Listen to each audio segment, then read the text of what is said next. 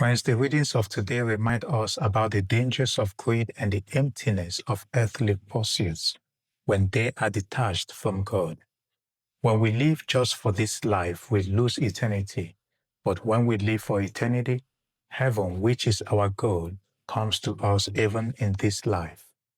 Kohelet, which some theologians believe to be a popular name used by Solomon or another person to give credence to his writing, captures this truth as he declares, "Vanity of vanities, all things are vanity."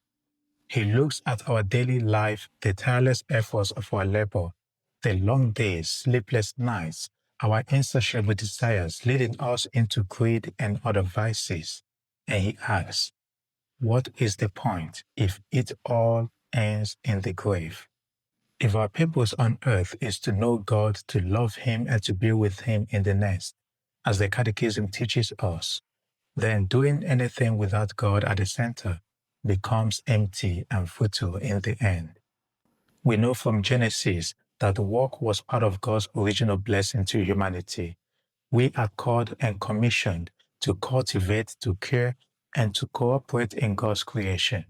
But the moment we walk without God at the center, our work begins to feel like a curse, empty, frustrating, and ultimately lacking in meaning and fulfillment. St. Paul in Colossians tells us to set our minds on things that are above, not on things that are on earth. And he asks us to put to death every immorality, injustice, and the greed that is idolatry. All of these vices leave our souls empty, that nothing without God can satisfy our souls. Greed, for instance, goes against the nature of God's gift, which is a blessing calling us to a mission, not a trophy to hoard or to take the place of God in our lives.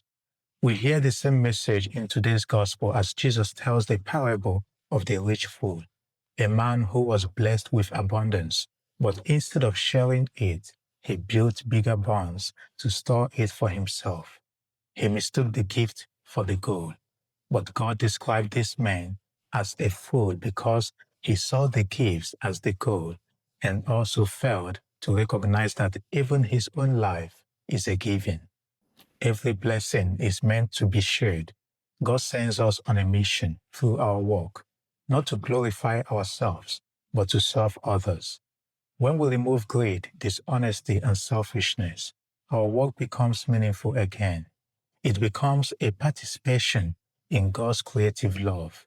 It becomes evangelical and points all to heaven. So may we not spend our days chasing vanities, for when we see every task, every job, and every gift as a resource for the sacred mission of making God known to the world, our efforts bears fruit that endures into eternity. And may the Lord bless His words in our hearts. Amen.